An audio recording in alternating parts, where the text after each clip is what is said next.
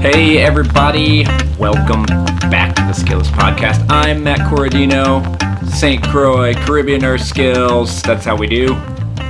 I'm Brad Salon from Roots School in Vermont.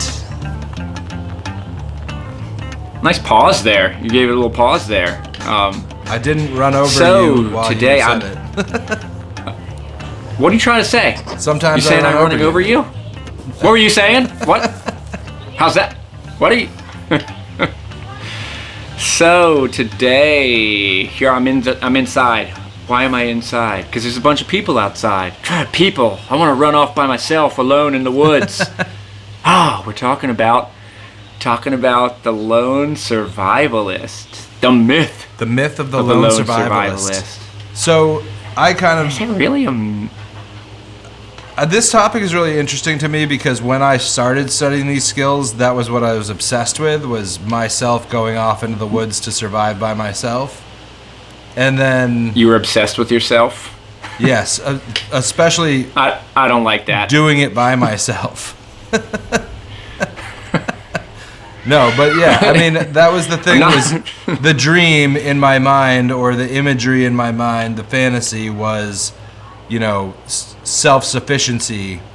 And then as I've Probably the same. Probably there was a bit of that for me too. Right. I think. And then as I've studied the skills, I found that to be largely a fantasy and good for certain things in terms of if you absolutely had to, or if you need to get your shit together, then spending time alone in the woods, I think, is, you know, an incredible tool. But outside of that, I found that I much prefer spending time with and or doing survival skills and or doing surviving with other people. So I thought it was a good topic. Probably like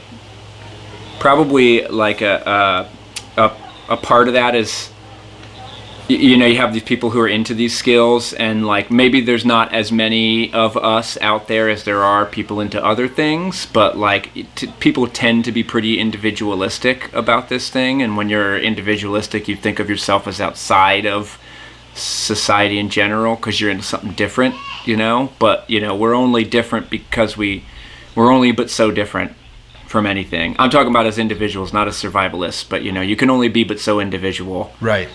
So, well, that's I think a lot of people get into it with that thought of, it's me, I'm going to do this, me against the world, or, you know, I could do this on my own. But it's like, especially as a human being, you're never going to do this completely on your own. It's like pointless, first of all, but also like pretty against what it means to survive, to like, you know, survive culturally, you know, survive beyond yourself. Right.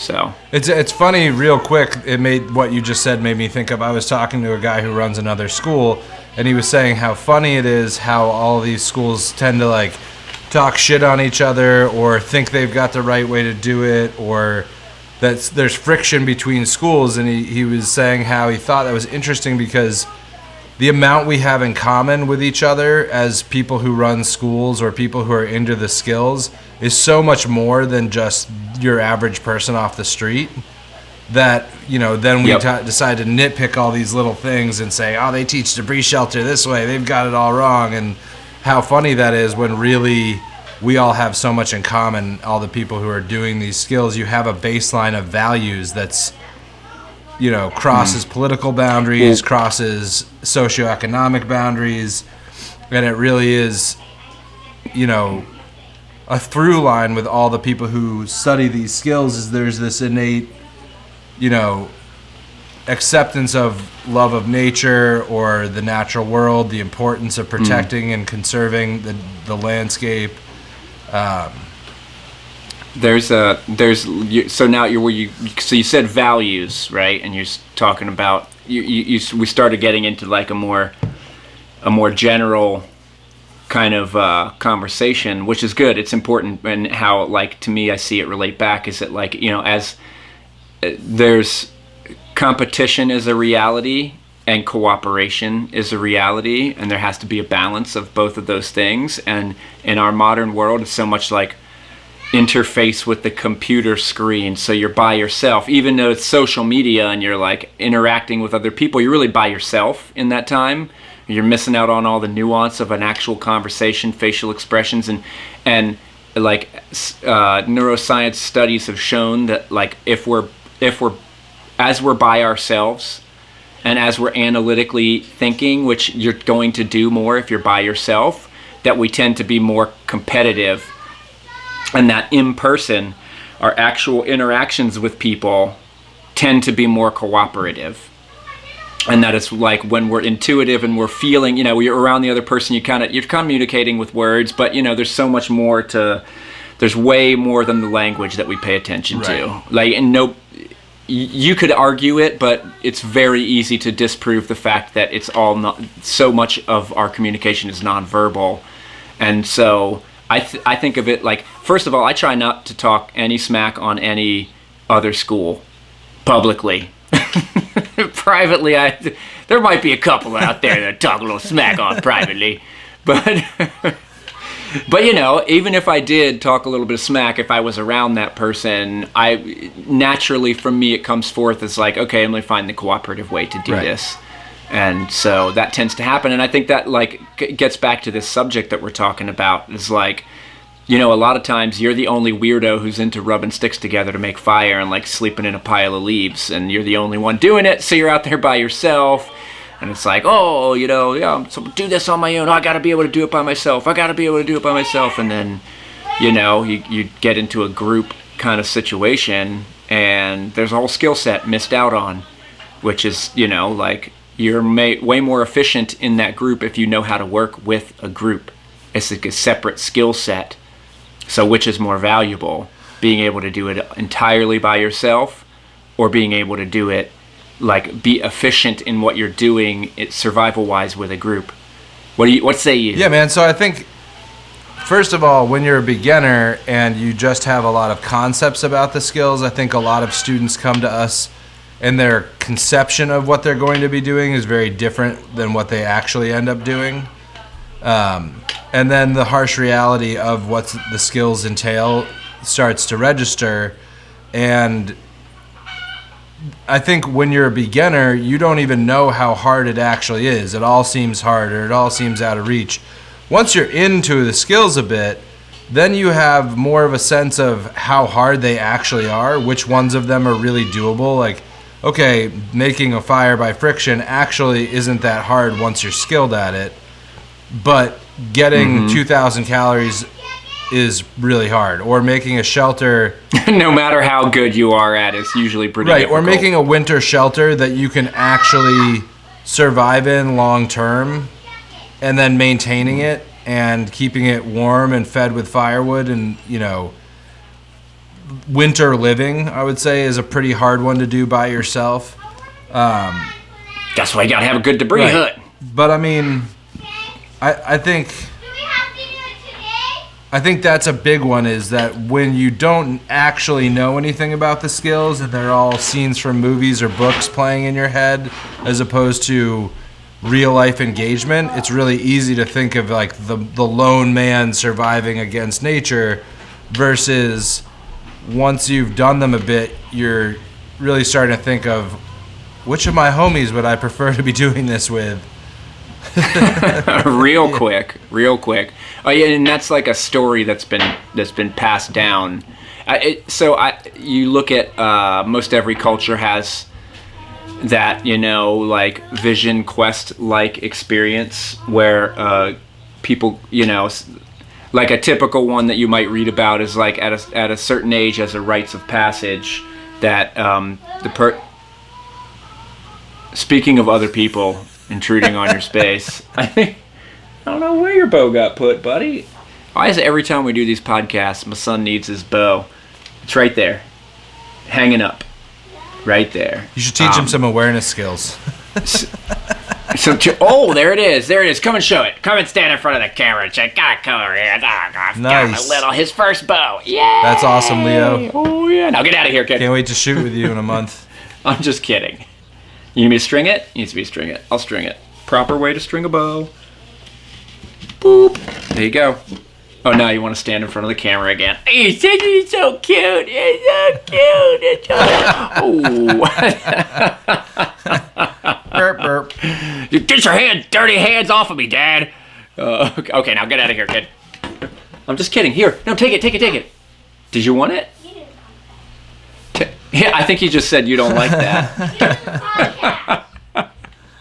So, yeah, so that's a common story you hear is like, that rites of passage. You have to go off by yourself and, do a little survival trip, right? That's like you got Huck Finn. Well, of course, he had a friend, but there's like a lot of stories passed down of that, lone soldier, lone ranger, right? It's like the knight in shining armor saves the damsel in distress, but he's by himself, right? Like Jack climbs up the beanstalk, he's by himself.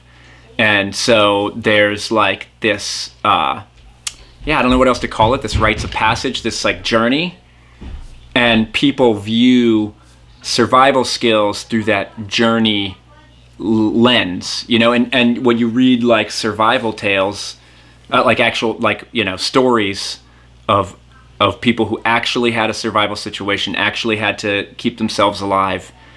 Obviously they're by themselves a lot of times, not always, but, person's by themselves, and that's like largely defines a survival situation a lot of times. So when we practice these skills, I think that that's just like forefront in our mind because that's in the literature, so to speak, right? And people don't think about that as much, I think. They don't think about like those people in that village doing this together because that's associated with like the survival situation is over, and which I think is important. That's like, it was huge, and that's actually the reason why I tapped out on the TV show. Now editing does what editing does for Hollywood, and they made it with the story that they wanted to tell. But my actual personal reasoning was that myth of that you're better at it, that it's more valuable if you can do it by yourself. It just went out of my mind. It was like, oh wait, that's not even real. I was confronted with that, and it was good. It was empowering, right? Made me want to be less of an a-hole sometimes, but just sometimes, not all the time. It's not working, dude. Just every now and again. But I still get to make fun of people. You should go on another trip. If I'm just joking, then I'm not actually being an a-hole. I'm just making a joke. Yeah. No, I get. So the thing I think that comes out of that is that solitary time is useful. It's a time of amplified learning, but it's not the baseline of existence. So when you're a teenager or a middle-aged person, or you just have some shit to figure out, get the fuck out in the woods by yourself, and you're going to amplify your ability to figure it out. But if you're living in your day-to-day life, a large portion of that, you should be focused on how do I get the most out of my team? How do I bring up my team? Not just that, but like a large portion of the value that you bring by going out into the woods is because of how it makes you around other people. Right. That's implicit, right? It's usually not explicit. I need to go out into the woods to find myself, right? Why do you need to find yourself? So you can quit being such a miserable a-hole around other people. But if you keep it joking, then you're not a miserable a-hole. You just got to make fun of people in the right way, and you're not an a-hole. All right, you didn't like that joke. That's okay. No, I did. I was just thinking about whether or not you're actually an asshole. Well, no, man. I don't need to think about whether you're an asshole, because I already know for a fact. Actually, I'm talking to your scarf. Yeah, this goddamn scarf. So, the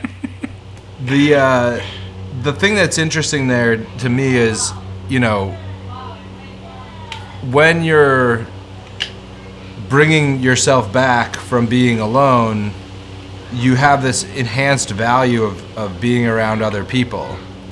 And it does change your behavior, And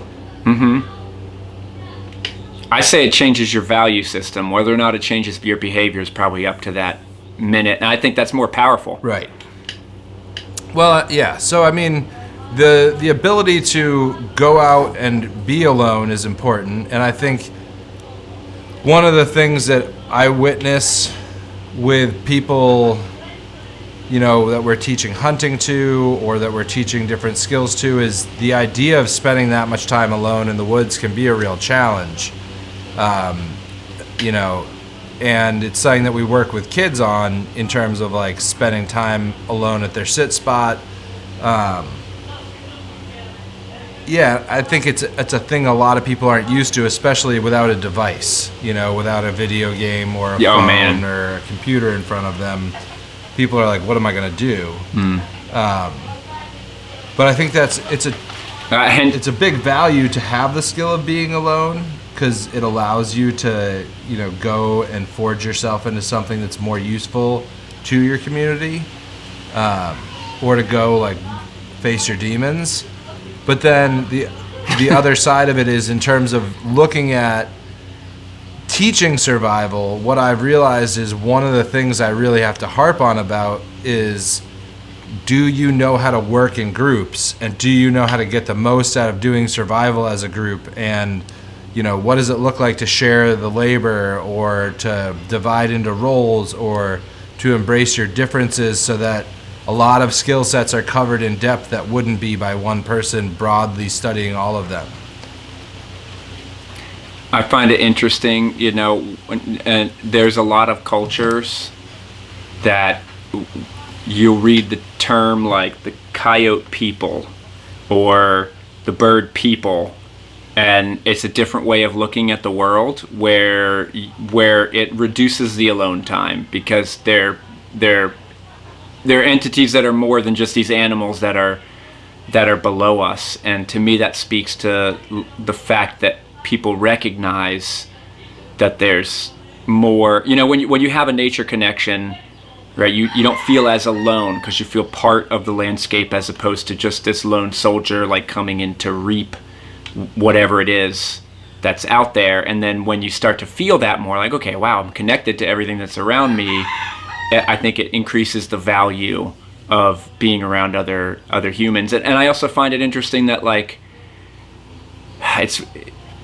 you need to have both, right? You can't just spend time around other people and never have alone time, right? Unless you're super distracted most of the time. So, but I would make the argument that you would be more healthy mentally to spend a larger portion of your time around people with those trips by yourself, versus the baseline being by yourself and having other people around here and there. But I know obviously there's lots of different types of people out there, and so I'm sure some people would argue with that.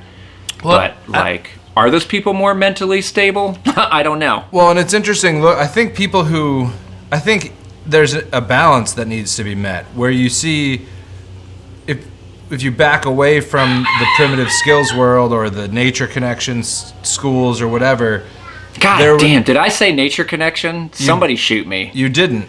I didn't remember you. I would have noted God. It. I say it with, a certain degree of derision. But if you look at those kind of...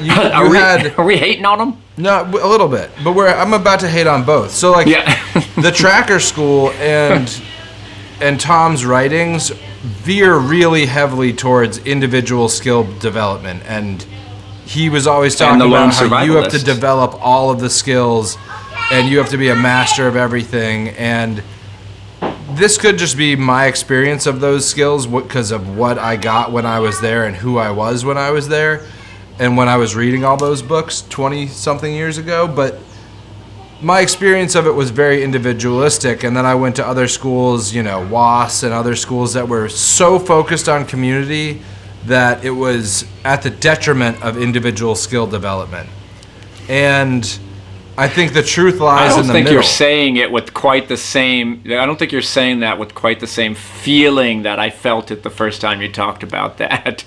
Oh, you mean the happy squirrels? Yeah, yeah, well, it's interesting. Like, okay, so the too much time around people who aren't grounded in the actual day-to-day living that is survival. Like, survival skills is about day-to-day living, right? Feeding yourself, keeping yourself clothed, keeping the shelter over yourself, keeping yourself warm, keeping your fire cooked, having your food. Anyway, that's a day-to-day living thing. So people who spend time around those who are not grounded in those day-to-day skills of survival tend to be way more annoying than anything else, and like frustrating and kind of infuriating. And then on the flip side, what? To us, not to them. But what do you mean? Of course. I mean, I'm gonna stop. I'm gonna hit the hater brakes right now. I'm pressing my hater brakes because I'm ready. We should sing a song. I think that's what we need to do. Is we need to sing a song. You know, I'm hearing some negativity coming from you, Brad, and I think I need to hear the positive aspects of your negative. I want to make sure that you're thankful for being thankful. Oh, man. Anyway, so I took my foot off the hater brakes, but I'm putting it again. So, okay, on the flip side of that, right, so there tends to be this, like, frustration thing when you're, like, too saturated with, like, time in your community. And that's like a certain, you know, there's like that's kind of like the reaction versus nobody is around and you're completely by yourself. Now we get into like sadness, right? And like, you know, just what is loneliness. That? Yeah, man. You know, yeah, lonely, and that's huge. I mean, as a human, that's so. What I mean to say is that frustration and annoyance, or like, you know, anger towards other people is not threatening to what you are as a human being, versus like just absolute loneliness and what's the word that I'm looking for? You know, like there's like when you feel shunned by other humans, you know, isolation starts to cut into what it even means to be human, because we're social animals. Like, we're wired to be social. So to me, there's like a heavier trauma associated with the lone survivalist versus the unhappy squirrel doesn't like his tribe. Right. You know? Yes. At least the unhappy squirrel doesn't like his tribe, goes and chooses another tribe, or tells those guys to stop it with their stupid song. Well, I think it just comes whereas down the lone to survivalist is screaming out into the wilderness, which only helps a few times until you realize nobody's listening. Right. Well, I think what it comes down to for me, or what it has come down to, is to really try and be genuine, to genuinely seek relationships with others and not put on airs that, one, I'm this badass dude who can do it all by himself in any situation. And then the opposite is to not put on airs that I want to be constantly surrounded by a community that is aspiring to be that it's not, you know, or where or that I only are value myself to be something, right? Or that I only value myself through the community, or that I only value myself through, like, if I'm happy around these people, or you know, like, functioning community. Like, you have to be able to argue with those people. You have to be able to make fun of them a little bit. You have to be able to accept their insultation to you a little bit.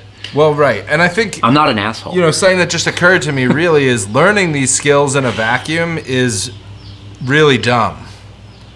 You can't say that you're going to learn these skills faster by yourself. It's just not true. And I think part of it is competition, you know. Having people around me who are pushing the skills makes me push the skills. I learn things from their failures. I learn things from their successes. And I also have a desire to, if I see somebody make something dope, then I have a desire to be like, I want to make that shit. That looks awesome, you know, to steal or to like copy, or you know, to Is that what you call it? Sure. I mean, art is mostly theft, just dressed up a little differently. So, you know, I didn't think about that until you're saying it, but to me it's like, when you get all stoked that there's somebody else who actually cares about this nature stuff too, about this survival thing too, it's like you don't even recognize that the competition and the cooperation are happening at the same time. You're like, oh, I want mine to be pretty badass like that, so you got a little competitiveness in there, but then you're also like, whoa, dude, that's badass, like, sweet, right? You can't, I mean, you can fall over into one or the other, and like, you know, overly rely on one. I guess it doesn't seem like people like are people who are in that like everything is fine and we're a happy community. Like I don't know if they're overdoing the. I don't think that's like overdoing the communal aspect. I think that's actually like a twisted way of like competition in there. Right. Well, people. Right. Yeah. It's Then like, people are starting to me, get it balances towards the performative. competition. Right. Yeah. I mean, I saw a lot of that. And even controlling. Right. Right. Like we got to be happy. We got to do this the happy way. Wait, no, don't bring those bad vibes. Right. You know. Oh yeah. Like, and I saw people sometimes you got to express your frustration. I saw people in some of those communities. This is back in Vermont, where people were recreating those schools or those situations. I saw people be incredibly threatened by the people who had hard skills, and by the people who didn't feel the need to be performative with their, community-ness. Who were. It's definitely something you learn from kids where they can fight and then be friends like the next minute, or like you kind of have to learn. It's like, but so many people have a fear of confrontation. You got to be able to have that confrontation and accept it. It's like a whole nother part of the survival skill set. Well, right, and I guess that's the other thing. So learning is something that shouldn't happen in a vacuum, and watching people who can put their egos aside enough to fail in front of others or to ask questions of others who they consider to be peers, those people learn much faster in group settings. Mm-hmm. When we're running a bow class and we have 18 people building bows, I always say to everyone, like, you have a huge opportunity to learn way more than your bow is going to offer you, because with all these bows being built, you can go from person to person and just sit down while they're rasping and ask them, why'd you build your bow with the design that you built? What are the flaws in this bow that you've had to avoid? What's been hard about this build?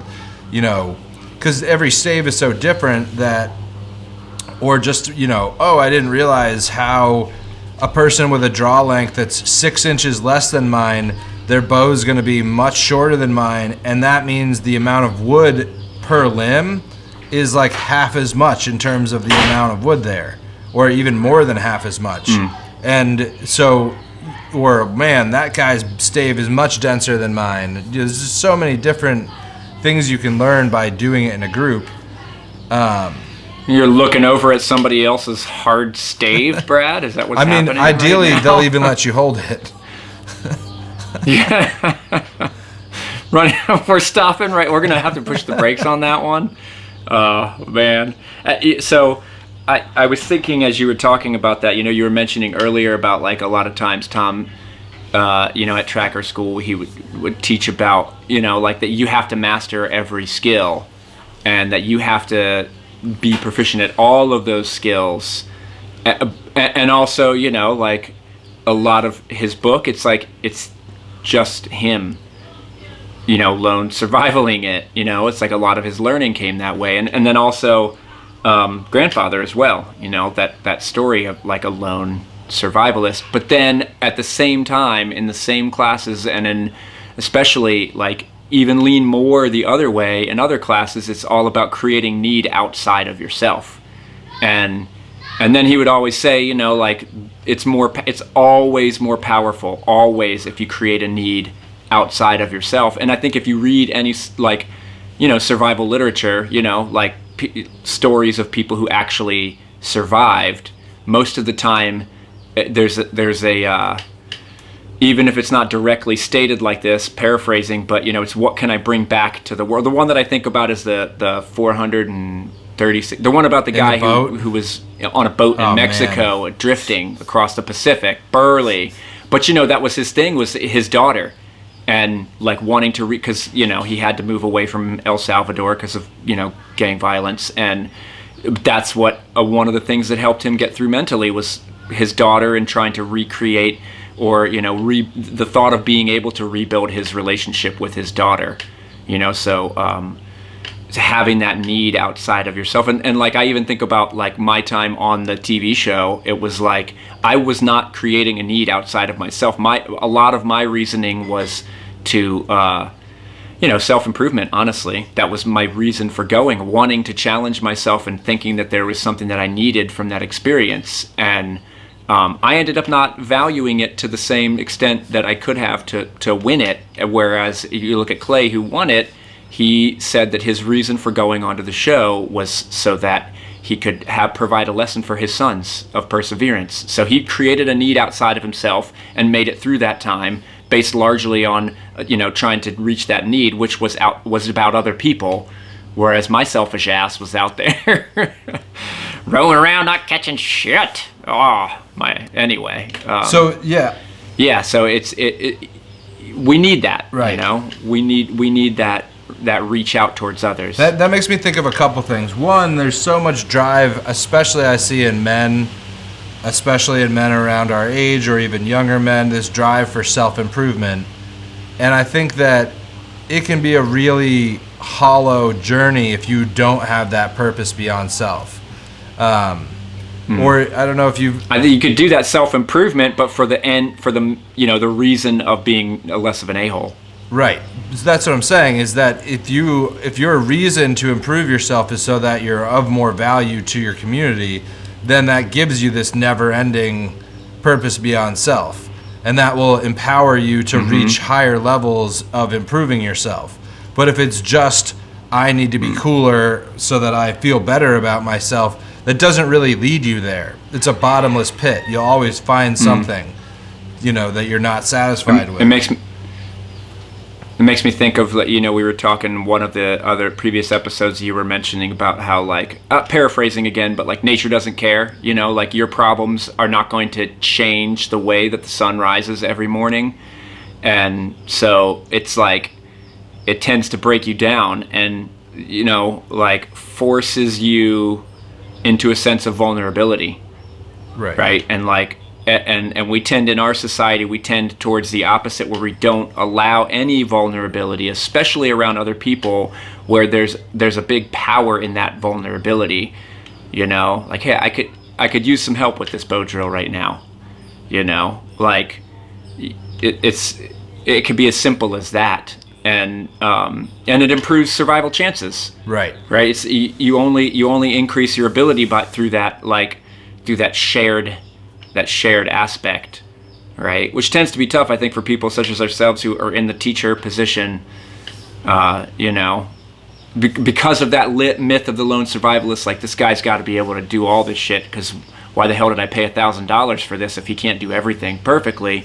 And it's finding those ways to be oh, hey, can you help me with that? And I would like you to do this and that and the other. And you do those things, in a class. I mean, I do a lot of survival classes where we're actually doing survival, and you do those things, and then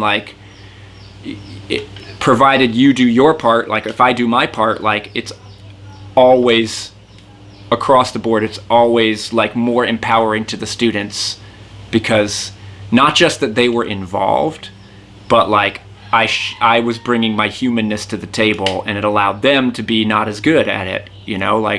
It went from this oh, he's really good and I'm really not good, to this oh, he's more experienced and I'm less experienced, and this is how we balance those two. He can bring the knowledge and I can bring the stoke, and we put that together, and we form a better team. Right.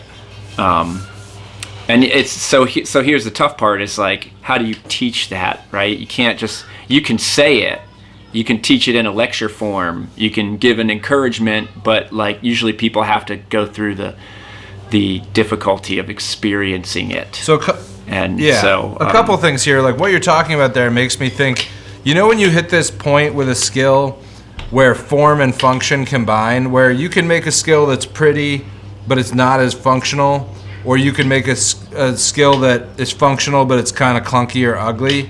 And then there's the marriage of the two, where you get the most amazing function and the most beautiful form. That kind of crossroads is, to me, when you are in a class or a group of people and you achieve that, everyone enjoying themselves around a fire or sitting around weaving a basket, and you've hit peak functionality. Everyone is building a beautiful bow and everybody's having an amazing time hanging out with each other. You know, that there's this point in you know, or in scout class, I see it a lot. When the teams are really working together, they're at peak fun and peak performance at the same time. Yeah. As I was just as you were starting to talk, and I actually had that thought of like, oh, it's like a really good scout class. Like gives me goosebumps. You know, you're all thinking about how awesome it is. It does. And again, it's like a felt thing, right? So you might tell a story about something or like have a lecture about how to do something that's some badass story, and like because that reading and listening is kind of like an individual kind of thing, and you can be like, oh, he's talking about the feels again, it feels amazing and it gave me goosebumps. Oh man, he got emotion again, right? We're analyzing it and like cutting it down.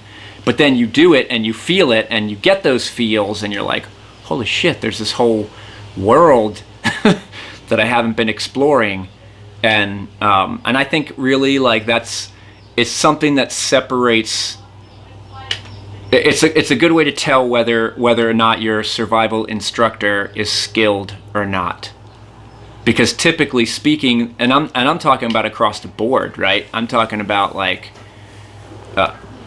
people who are like can do the skill well but can't connect to other people because they're too focused on themselves. And I'm talking about people who can't do the skill but can connect to people and everything in between. Right?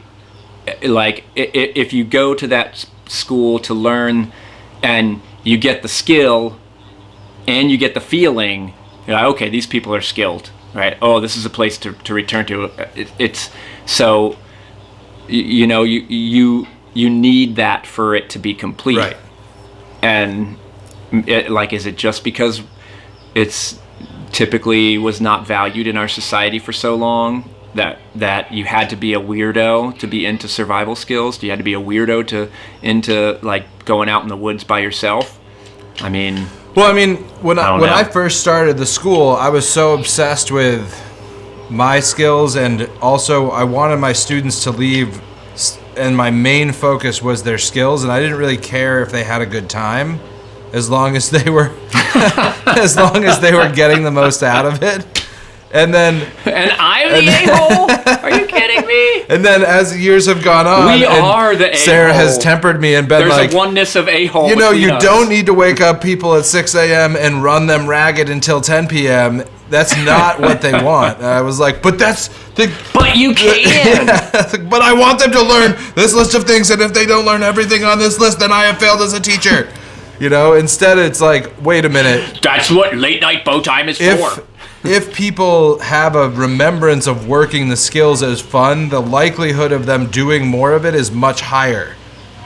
So that's where that value got built in of like, oh, wait a minute, I need to make sure that the sitting around the fire laughing is valued as much as the, you know, intense learning time. You know, Brad, that's like your personal politician way of saying that you are the a-hole. Okay? I always have known that I'm an asshole. I have resting asshole face. If I think really hard, people are like, oh, he's angry. And I'm like, I'm just thinking.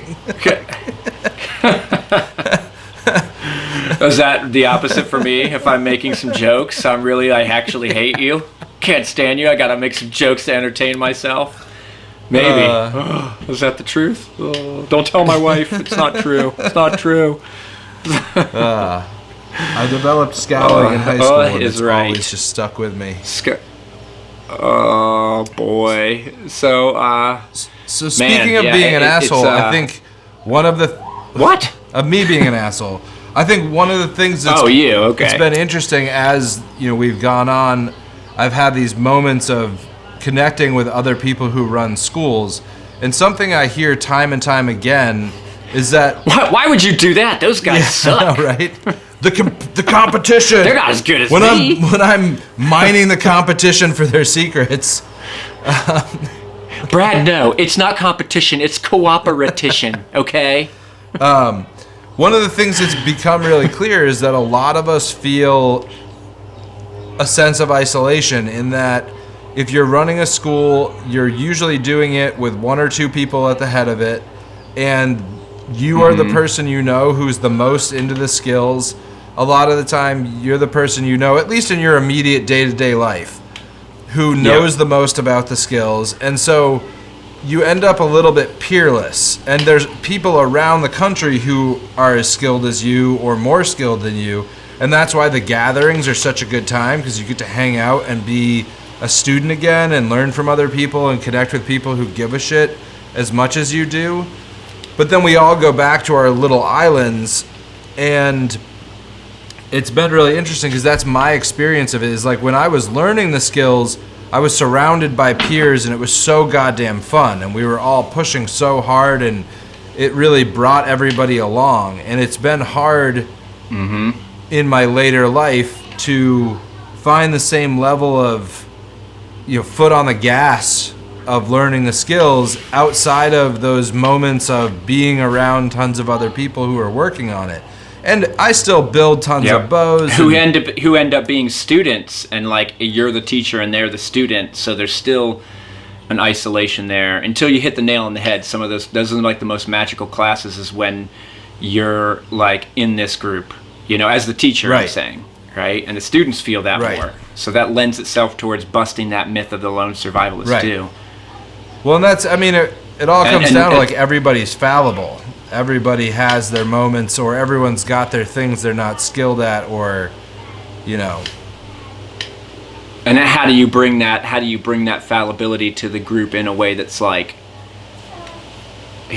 empowering to the group, right? That can be empowering. You know, I need help with this, and who's got, you know, I noticed that you did such and such well. Could you help me with that? Or like asking this person for this, or like, you know, the time to be like, okay, it's time for you guys to do this because can't do it anymore. It's got to be you guys.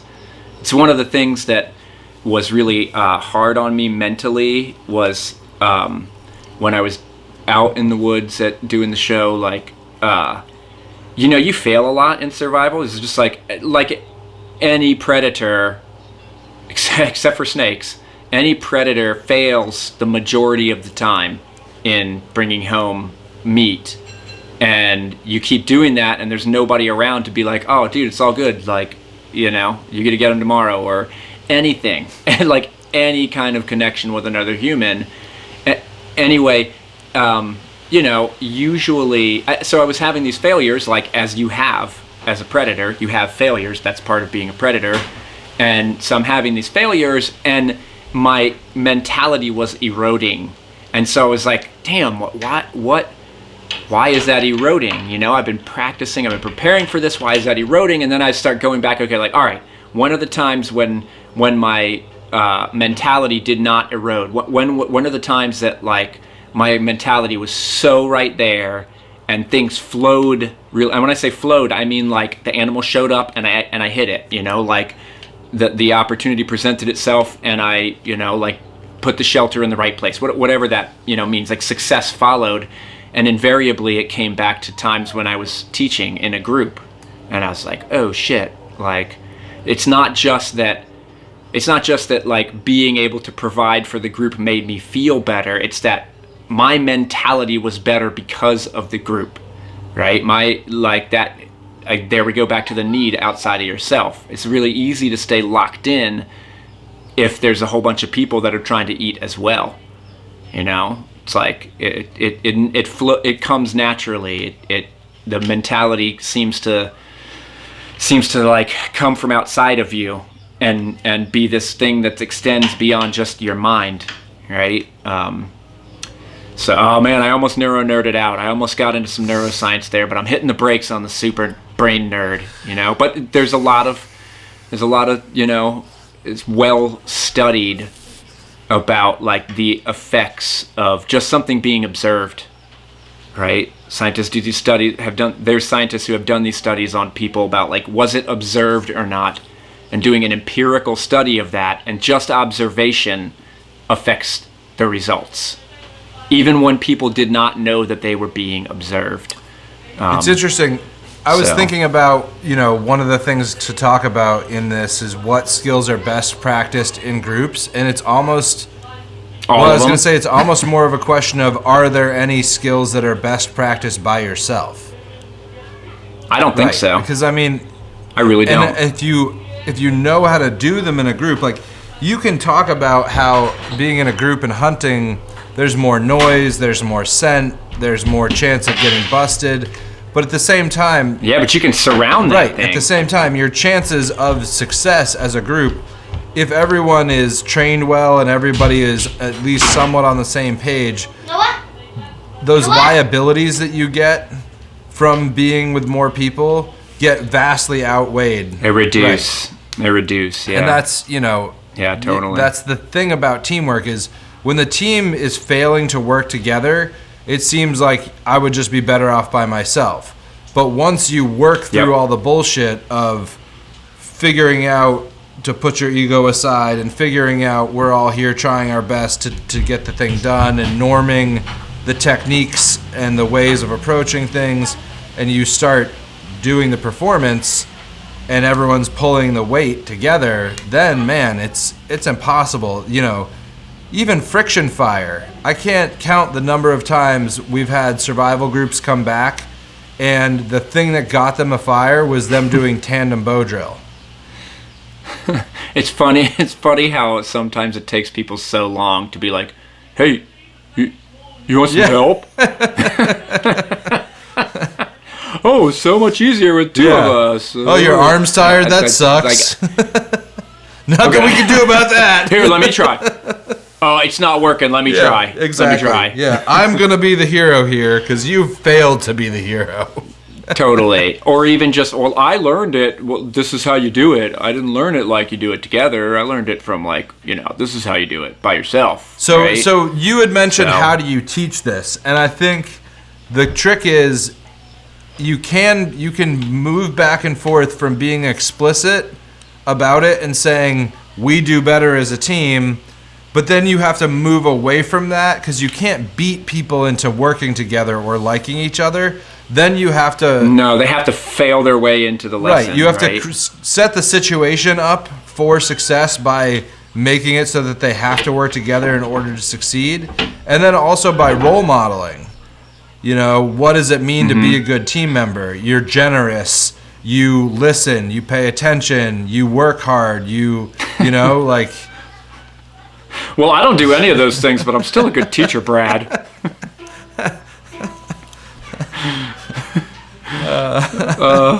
Anyway. But I mean, I have been in situations where teachers weren't generous with materials or they weren't generous with information or there was, everybody gets brought down by that. Whereas totally. When there isn't a fear that someone's going to get better than you or that, someone's going to outshine you, and it really does become, how can we all get better at this, or how can we all succeed at this task? Because the chips are out on the table now. We're either going to eat or not. Or you do something in a selfless way, and then that inspires other people to do something in a selfless way. I mean, it's kind of hard. Honestly, I've learned a lot from. I have a friend who attends a lot of the scout classes and has been a volunteer or an instructor with me at a lot of them. And his ability to remain calm and even just to crack jokes when things were really stressful or fucked up. And he's a hardcore person. He is super skilled and is always, can pull the weight as hard as anybody else. He's got his shit together. But he's always got this attitude of just cracking a joke. And he's really taught me a ton about that generosity of just sharing that lightness and sharing that high morale. And, my tendency is to get too wrapped up in my head and over-focus and, think of all the ways things are going wrong and, being an a-hole. I mean, making a grumpy pain in the ass. It was a joke. But yeah, just that example Big, angry Brad. At least it's raining. You're always just looking for the joke in the situation. Yeah, annoying the crap out of people with your totally hilarious humor right there. Sometimes it's got to happen. Sometimes so it's got to key. happen. It is. It's crucial. Crucial to the whole thing working. Yeah, and you know, so yeah, you're mentioning about how like you could teach it explicitly, but then you got to let it happen implicitly, and that's where I think, you know, that whole create a lesson to fail, you know, like it's that's a really good application for that, right? Setting out something for people that's really, really, really difficult to do by yourself. And even setting it up so like you might like not expressly encourage people to do it by themselves, but kind of set it up in a way where people think of doing it by themselves and realize how much that sucks. And then hopefully they pick it up on their own. But if you have to, just like, hey, maybe you try that together, team up, you know, find a way to team up, and then, you know, then people can feel the lesson, you know. So just another way to go about that. But yeah, it's kind of interesting the way to think about the way that these skills have evolved just within our lifetime. That when we started learning these skills, there was a limited number of schools, and the people who were teaching had their story, right? Their personal journey with this ended up like, not everybody, but a lot of it is like the person taught themselves. There was nobody else around to show them. Nobody else knew how to do it. Nobody else cared, or just literally didn't know how to do it. So the people are like teaching themselves, or like learning from that last dude who knows how to do it, and then nobody else cares to do it with them, and they had to be by themselves, and had to like somehow figure it out, and then started passing it on. And so by necessity, that you know, previous generation of teachers, and I'm talking about like most of the teachers that, you know, that we learned from, you know, like Callahan, Tom, you know, like just all kinds of people who were like, there was like a hero aspect, you know, like the knight in shining armor who's come to save the skill set, you know, and then I think of like a lot of our generation, right? People who learned from them, to me, at least the ones that I know who do good at it, like meaning that they teach it well and that they like pass it on well, that story tends to be told like the stories I tend to tell are mostly team stories, right? Like not all of them. I have plenty of stuff that I did on my own. But you know, it's like I have a lot of stories from doing trips together with people, or like learning a skill. Like I might talk about my personal journey with that skill, but as I look back on it, a lot of those times where I was with other people who were learning it with me, and we were all super stoked, and like that's part of why we were able to push it so far, is because we had other people around that we were learning with and experiencing it with. So it's just cool to see that evolution. Yeah, I'm glad it's evolved that way, because I think people's egos get too wrapped up in it, and people like the personalities get too focused on, or it allows it, you know, now there's a lot more flavors. You know, if you're out looking for a teacher and you don't like what you get, there's other teachers or other schools to go pursue it at. And then also I think it's more focused on the skill sets and less focused on these legends of these individuals. And I think also probably there's a lot of mistruth in those individual stories of like, I learned these things myself. Mistruth. A lot of bullshit. I like that. There's a lot of bullshit. I don't. Well, I'm not into calling out people for their bullshit when it comes to that previous generation, because I feel like I'm trying to show some respect. Sure. No, I think you're right. I think you're right. I definitely think you're right. I mean, I remember people teaching me stuff like they had figured it out, and then finding the bulletin of primitive technology and being like, oh, they saw it here. It's all right here. All of this shit that you were teaching is laid out here in this lovely 26 volume set of Or even looking at it like, okay, like let's say that in his time, in his place, like Tom was the only. Hold on, chicken in the house. Ah, get out of the house. Sorry. Toy in a nutshell. That's my personal defense against chicken feces on my floor. Yeah. So let's say Tom was the only person practicing tracking in his area. When he was growing up, other than his friend Rick, so I'm willing to believe that's true. That's probably true, but how much did he learn from that person who was like, oh man, there ain't nothing there, right?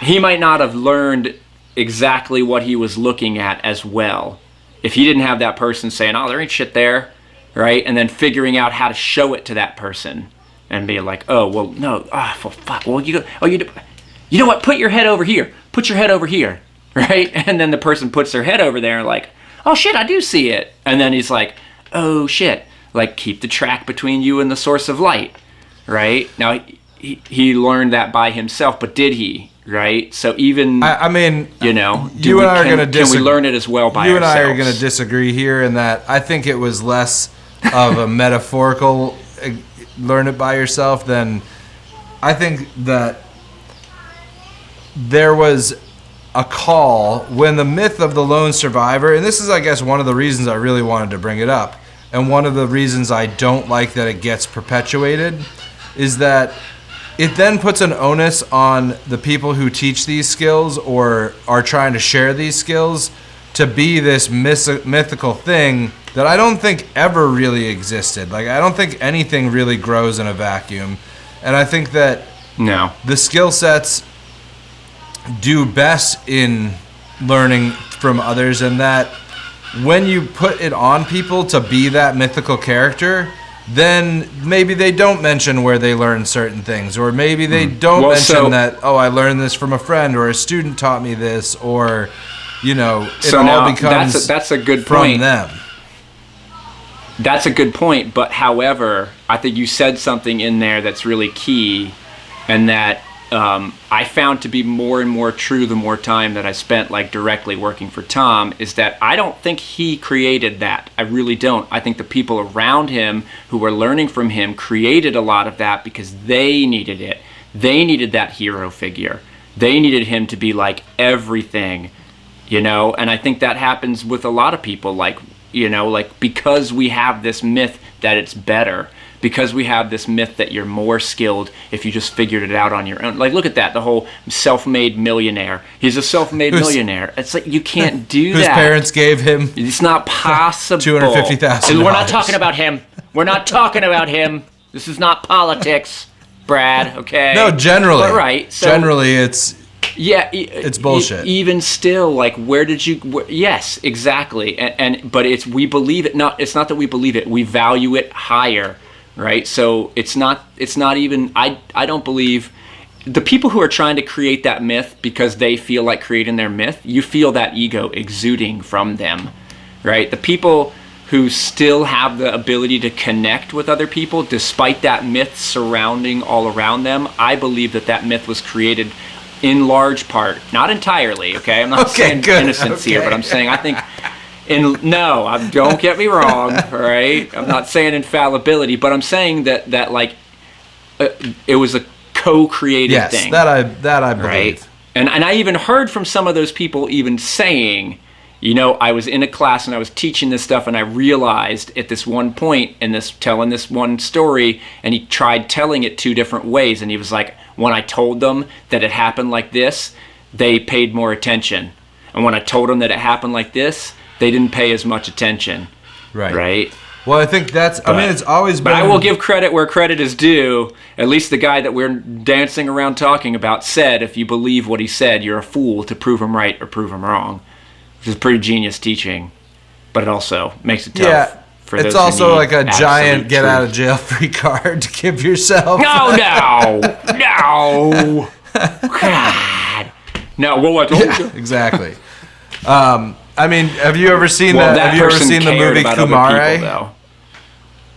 It's about a guy who is from Jersey, and he makes up a story of him being a guru from India, and he's just like an Indian guy from Jersey, and you know, the whole time he's in front of he like creates a cult, and the whole time he's in front of the cult, he's always like, if you believe what I'm telling you, you're wrong. Like, everything is a myth, everything's an illusion, everything in front of you is not really what it is. And he's always saying to them over and over again, I'm full of shit. And then when he comes clean and he's like, hey guys, we're making a documentary about gurus, and I just created myself as a guru, and I'm not really a guru, and I've had you doing fake yoga poses, and you've like sold your house and moved here. I did tell you that it wasn't real. Oh, see, but okay, so here's how that's not happening, and here's how that is not what it was happening when we're talking about Tom, is that first of all, he wasn't teaching people fake survival strategies, and second of all, he actually cared about other people. There's people who will say that, who will say what he says. If you believe what I tell you is true, you're a fool, and that care about themselves. They don't care about their students.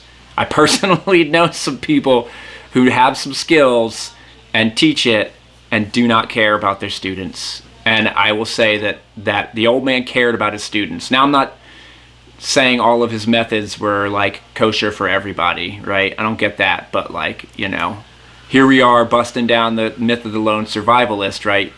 Caring for other people is an important part of this equation. Sure. And we'll have to leave some of the other things for another episode in terms of like someday man, we gotta we're getting me in trouble. We gotta get into some shit, but we're getting me in trouble.